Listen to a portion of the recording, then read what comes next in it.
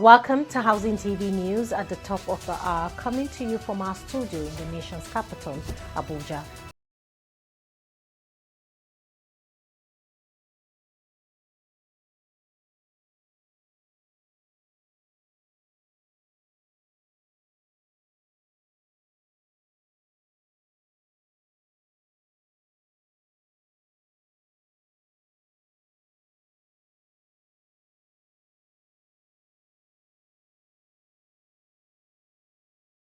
On the foreign scene, US-based real estate firm unveils platform for Nigerian investors. We'll begin with national matters. The federal government is set to revamp Nigeria's addressing system with plans to reinvigorate the National Addressing Council (NAC) and establish a technical committee to advance national planning, economic development, and financial inclusion.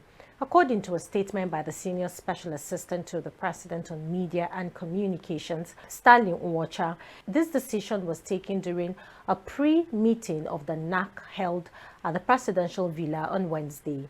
At the meeting, Vice President Kashim Shettima was said to have emphasized the importance of a standardized national addressing system, describing it as essential for improving service delivery, strengthening urban planning, and fostering economic growth. Speaking to stakeholders, Shettima highlighted the need for a systematic approach to address decades of infrastructural deficits and inefficient address mapping.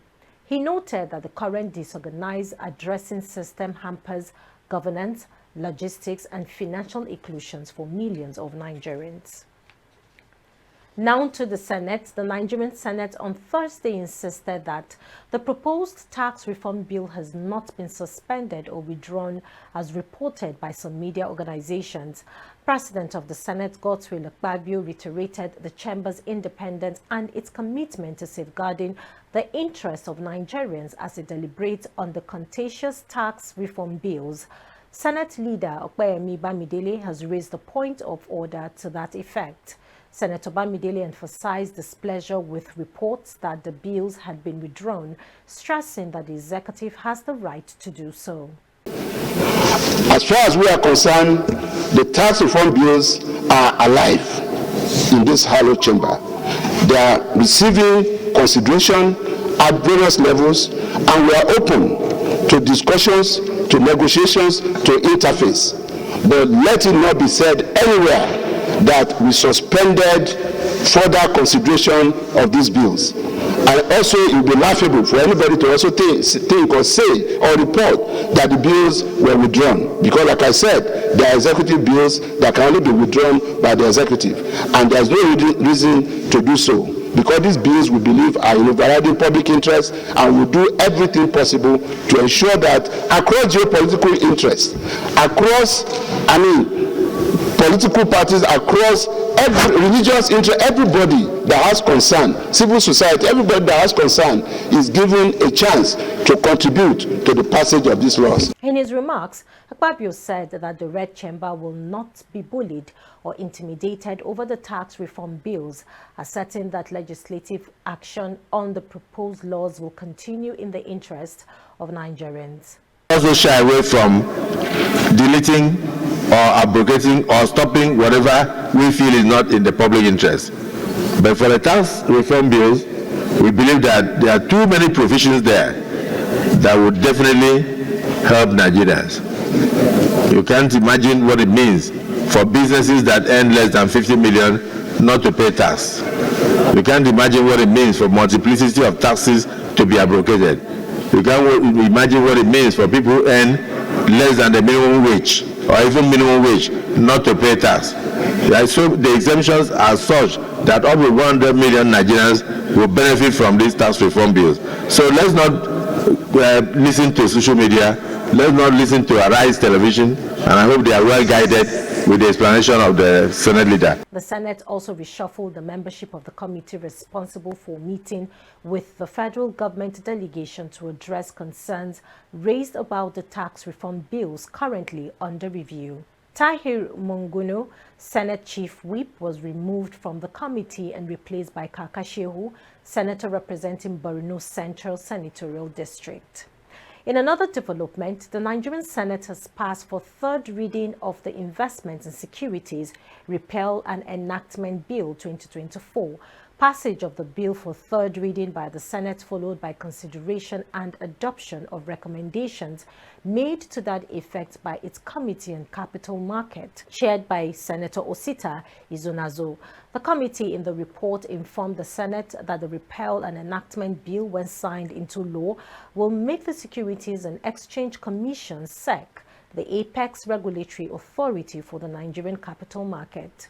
That enactment of this proposed legislation will undoubtedly provide significant opportunity to drive the growth of the capital market and diversification, thereby creating a conducive atmosphere for investors in the Nigerian capital market. 4.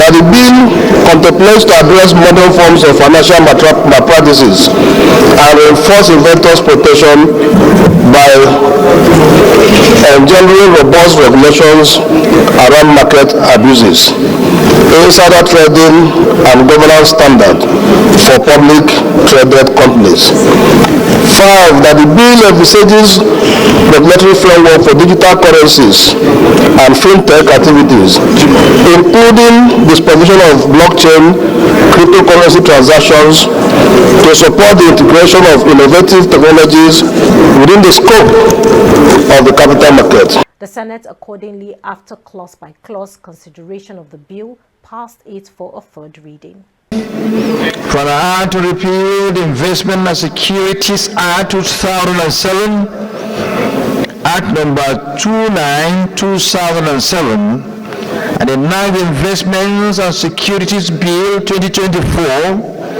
and to establish the Securities and Exchange Commission as the apex regulatory authority for the Nigerian capital market, as well as regulation of the market to ensure capital formation, the protection of investors, maintain fair, efficient and transparent market, and reduction of systemic risk and related matters.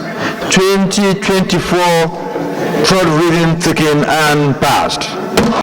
Now, away from the Senate, the Nigerian Customs Service disclosed it has generated over 500 million naira from petroleum smugglers across the country.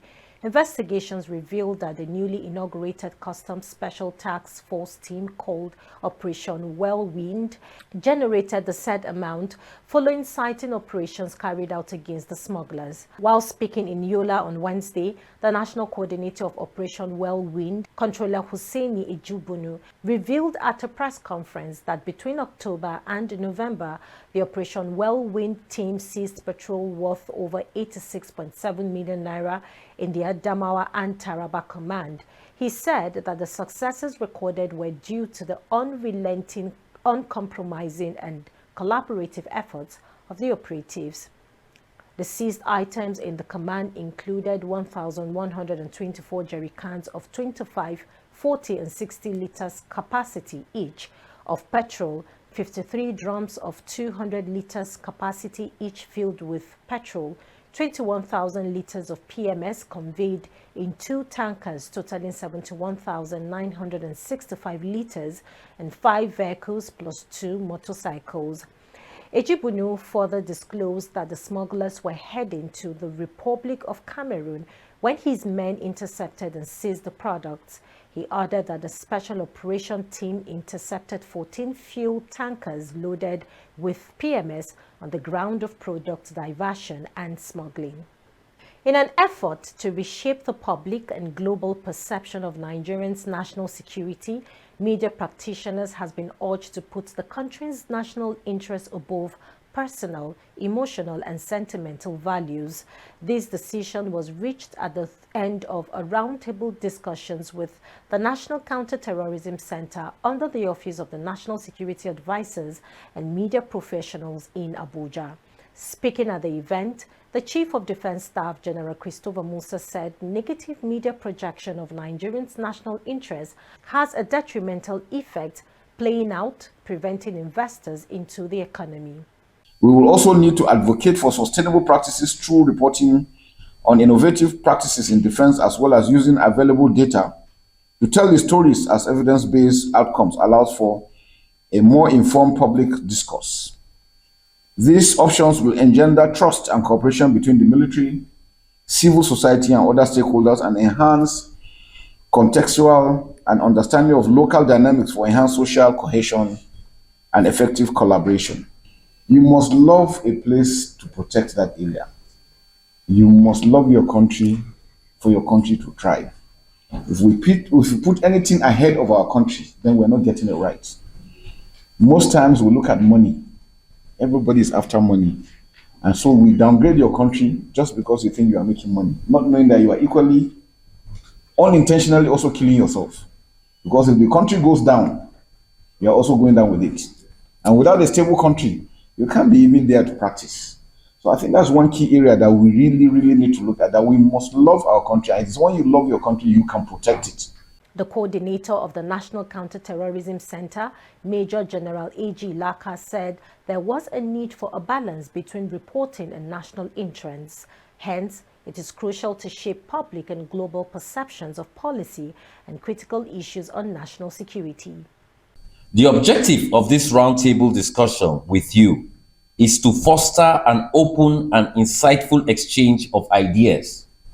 By sharing your experiences, observations, and challenges, together we aim to enhance collective understanding of the dynamism of terrorism and its evolving tactics, discover the ethical considerations of reporting on such sensitive issues, identify opportunities for collaboration between journalists, security experts, and policymakers, and harvest thoughts for the development of a national strategic communication plan and protocols for the gathering and distribution of news on terrorism and violent extremism, with the hope of stemming threats to our national security and interest. And that before he came to Nigeria, the stories about Nigeria, about security, he was reading. And the security report, the diplomatic cables that always flow from Nigeria. Anybody will be scared to want to come to Nigeria. But when he got here, he saw that the country is not anywhere the Armageddon that our media has projected it to be.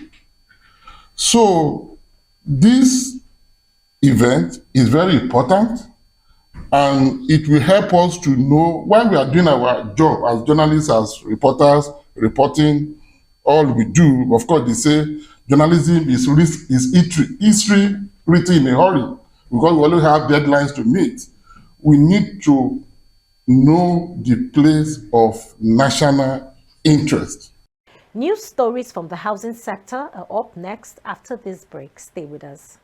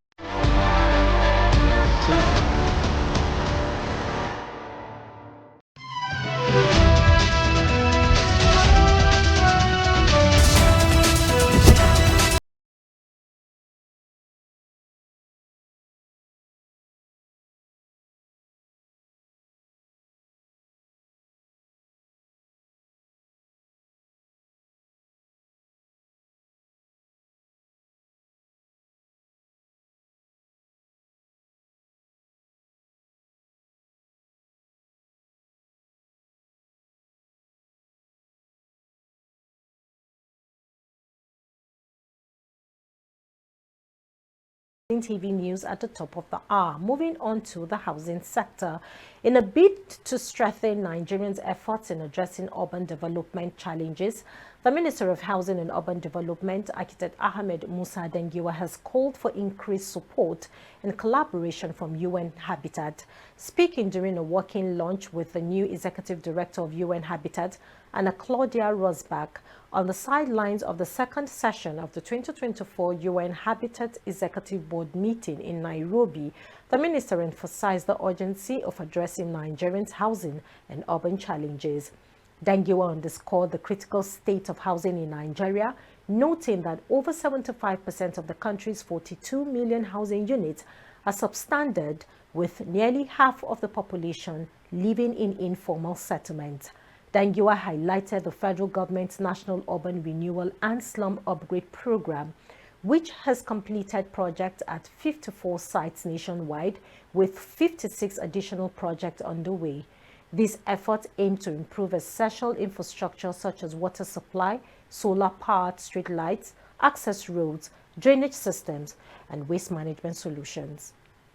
The minister stressed the importance of robust partnerships with international organizations like UN Habitat to scale up these initiatives. Now, in the FCT, the minister, Nyesom Wike, on Thursday inaugurated the access road to new EFCC Academy site in the nation's capital, Abuja. Speaking at the inauguration, Wike debunked rumors going round that the ongoing construction of the major road in Abuja is solely for the benefit of the Economic and Financial Crimes Commission, EFCC. Wike said that the road aims to open up the Giri community and adjoining districts to enhance development, facilitate farming activities, and reduce urban congestion. He thanked President Tinubu for the opportunity to contribute to the infrastructural development of the FCT. The governor of Adamawa State, Amadu Umaru Fintiri, on Wednesday hailed his Taraba State counterpart, Governor Agbo Kefas, for turning development into a tradition in Taraba State. Fintiri made the remark while inaugurating the remodeled Taraba State House of Assembly complex in Jalingo. Speaking at the event, Fintiri emphasized the enduring bond between Taraba and Adamawa State, describing their relationship as one with an umbilical cord that cannot be broken, despite the separation for administrative convenience. He commended Kefas for providing the state lawmakers with a befitting edifice, underscoring its significance in fostering a harmonious working relationship between the executive and legislative arms of government. Now to Lagos State. As building collapse continues to damage the built environment, the Lagos State government has urged stakeholders in the building and construction sector to maintain the highest standards of quality and safety in all construction projects to ensure durable and safe structures across the state. The General Manager of the Lagos State's Material Testing Laboratory Agency, Engineer Olayinka Abdul, stated this during a stakeholders forum with the Association of Real Estate Developers of Nigeria held in the Ebute Meta area of the state. In her address at the event titled Ensuring Quality and Safety, the critical role of materials testing in Lagos building projects, Abdul underscored Lagos State's position as a rapidly expanding metropolitan hub and highlighted the vital role of the real estate sector in driving economic development. Still in Lagos State, the state government has asked residents to report complaints about threats to their safety to the Command and Control Center for urgent attention. According to the General Manager of the center, Femi Giwa, toll-free emergency lines have been provided to citizens to report security threats or accidents, adding that swift action would be taken after receiving the complaints. Giwa, who addressed a press conference on Thursday at Alausa Ikeja, reiterated the commitment of Governor Babajide Sanwo-Olu's administration to ensuring public safety. Now, businesses and residents of Oshodi, Isolo local government area of Lagos State, have opposed the council's proposed hike in various levies and rates, describing the move as untimely and insensitive to Nigerians' current economic realities. In an open letter addressed to the council's socio-political activist, Dr. Barnabas Otobi, urged the local government leadership to drop the plan. According to the residents, the bill outlined significant increases in levies across different sectors. To wrap up Housing TV news at the top of the hour, on the foreign scene, a United States-based real estate company, Rare Capital Growth, has unveiled a platform that opens the U.S. commercial real estate market to Nigerian investors. The firm's chief operating officer, Matthew Blair, disclosed this on Thursday, stressing that the need for the initiative was to accommodate smaller investors into the business that had been traditionally dominated by high net worth individuals and institutions. Blair emphasized the rationales behind Nigerians investing in the fractional ownership of high-value property without significant capital. Blair noted that one of the platform's standout features is its tax-efficient model for international investors, which aligns well with Nigeria's tax regime. I take that again. And lastly, on the foreign scene, a powerful 7.0 magnitude earthquake struck off the coast of Northern California on Thursday morning, prompting brief tsunami warnings across parts of California and Oregon before being lifted hours later. The United States Geological Survey reported the quake's epicenter near Petrolia in Humboldt County, describing it as a strong seismic event. The earthquake, recorded at 10:44 a.m. local time, triggered a tsunami warning from Davenport, California, to the Douglas and Lane line in Oregon. However, the National Tsunami Warning Center called the alert shortly before noon. According to a post by the center on X, no tsunami danger presently exists in the area. That's the much we can take on Housing TV News at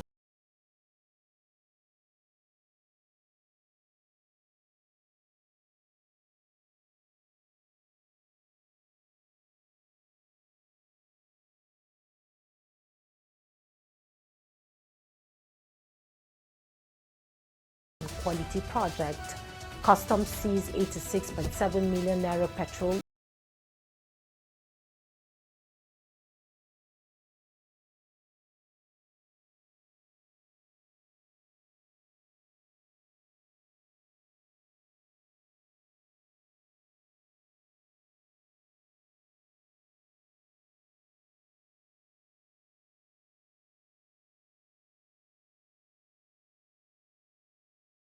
Maimuna Bagudu, bye for now.